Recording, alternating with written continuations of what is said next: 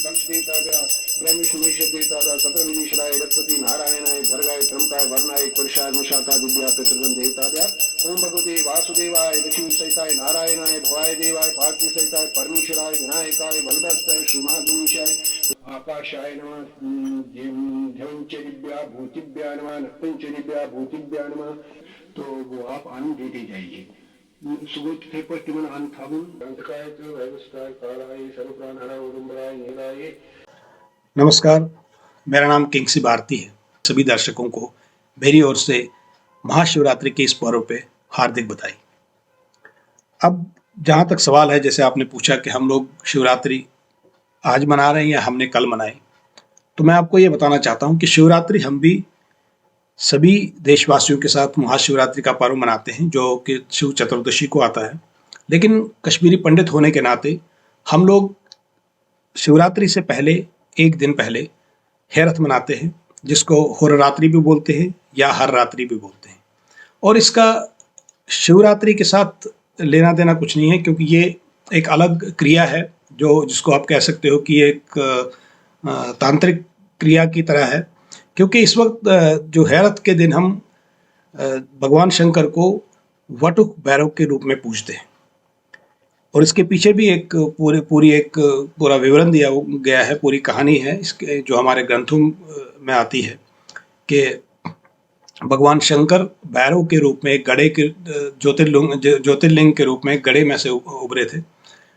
और इसीलिए हम लोग इस हेरथ को मनाते हैं एक दिन पहले, जिसको त्रयोदशी कहते हैं। अब चूंकि इस बार फिर से त्रयोदशी, चूंकि रात के 11 साढ़े 11 बजे किसका समय था उसका शुरू होने का, इसलिए कश्मीरी पंडितों में काफ़ी कन्फ्यूजन था कि हेरथ को हम 17 तारीख को मनाएंगे कि 18 तारीख को मनाएंगे। और बहुत सारे लोगों ने जो पंचांग को अपने पंचांग को फॉलो करते हैं, उनमें से कुछ लोग आज मना रहे हैं। लेकिन इसमें चूंकि हमारे ब्राह्मण मंडल ने, हमारे स्कॉलर्स ने और हमारे विद्वानों ने इसमें बड़ा स्पष्ट विवरण दिया हुआ, बड़ा स्पष्ट तरीके से इसको एक्सप्लेन किया है पहले भी, कि हमें हेरथ एक दिन पहले क्यों मनानी चाहिए और किस दिन मनानी चाहिए। क्योंकि इसमें द्वादशी और त्रयोदशी का जो चक्कर आता है कि कभी द्वादशी थोड़ा लेट समाप्त होती है और त्रयोदशी रात्रि को शुरू होती है। लेकिन इसमें हमें जो हमारे स्कॉलर्स ने बताया हुआ है या उनके रिसर्च के हिसाब से, त्रयोदशी मध्यरात्रि में होनी चाहिए। और जिस दिन मध्यरात्रि में त्रयोदशी हो और उसी दिन हम प्रदोष काल में हम हेरथ की पूजा शुरू कर सकते हैं। तो इसलिए चूंकि ये एक भगवान शंकर या पार्वती के विवाह वाला कोई वो चक्कर नहीं है, ये हेरथ जो है ये वटुक भैरव को पूजा जाता है। भगवान शंकर जो वटुक भैरव के रूप में प्रकट हुए थे, एक घड़े से प्रकट हुए थे ज्योतिर्लिंग के रूप में, उनके साथ रमन भैरव को भी पूजते हैं। और ये पूजा है, ये तो पूरी तरह से तांत्रिक पूजा होती है। हम लोग हेरथ के बाद अगले दिन सभी भारतवासियों के साथ, सभी बाकी हिंदुओं के साथ शिवरात्रि भी मनाते हैं। लेकिन चूंकि कश्मीरी पंडित होने के नाते हमारे कश्मीर में कुछ अलग यूनिक ट्रेडिशंस होते हैं, कुछ अलग यूनिक कल्चर है, तो उस कल्चर के हिसाब से हम लोग इस हेरथ को मनाते हैं।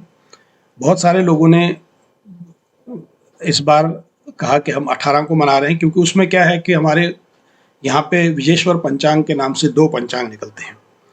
और एक पंचांग में 18 तारीख को बताई गई है और दूसरे पंचांग में 17 तारीख को बताई गई है।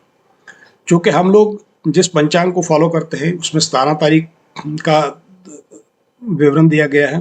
और इस बारे में भी अगर आप देखेंगे, इसमें काफ़ी बार इस तरह का कन्फ्यूजन हुआ है। ये 95 में भी हुआ था, ये 2017 में भी हुआ था। और उसके बाद इस कन्फ्यूजन को क्लियर करने के लिए एक बार ब्राह्मण मंडल की एक मीटिंग भी हुई थी, जिसमें महामंडलेश्वर सारे आए थे ब्राह्मण कम्युनिटी से। और उन्होंने इस बात को बड़ा स्पष्ट किया था कि कश्मीरी पंडित को एक दिन पहले, शिवरात्रि से एक दिन पहले हेरथ मनानी चाहिए। तो हमारे घर में जो गड़े रखे जाते हैं उनका वो प्रॉपर उसी हिसाब से रखे जाते हैं। एक वटुकनाथ के लिए गड़ा रखा जाता है, एक रमन भैरव के लिए गड़ा रखा जाता है, और उनके साथ जो गन वगैरह होते हैं उनके छोटे छोटे गड़े रखे जाते हैं जिनमें अखरोट डाले जाते हैं, जिनमें पानी भर के अखरोट डाले जाते हैं। उनकी 4 दिन पूजा होती है और 4 दिन के बाद उनका विसर्जन होता है, जिसको हम वटुक परमुजन बोलते हैं। तो मुझे लगता है कि इस चीज़ को हमें ध्यान रखना चाहिए कि हमें अपने धार्मिक ग्रंथों के साथ छेड़छाड़ नहीं करनी चाहिए। आज के ज़माने के हिसाब से अगर हम चलना चाहें, आप किसी चीज़ को मर्ज करना चाहते हैं, हेरत को शिवरात्रि के साथ मर्ज करना चाहते हैं, ये बात ठीक नहीं है, क्योंकि हेरत एक अलग मनाने का एक अलग सिस्टम है और महाशिवरात्रि एक अलग सिस्टम है। हम लोग जो कि हिंदू हैं तो हम लोग भी महाशिवरात्रि मनाते हैं, लेकिन हेरत हमारा एक अलग एक पर्व है जो कि हमारे कश्मीरी हिंदुओं में सबसे बड़ा महान पर्व माना जाता है। तो मुझे लगता है उस चीज़ को हमें धार्मिक ग्रंथों के हिसाब से ही चलना चाहिए, ना कि आजकल के सोशल मीडिया पे पॉपुलर क्या है उसके हिसाब से चलना चाहिए।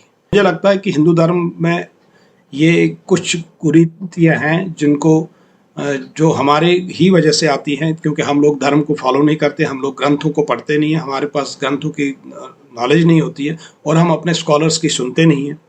तो कुछ एक लोग अगर कोई चीज़ चला देते हैं सोशल मीडिया पे, उसी को हम फॉलो करते हैं, तो मुझे लगता है ये बहुत गलत है।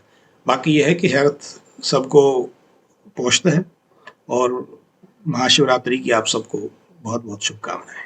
नमस्कार।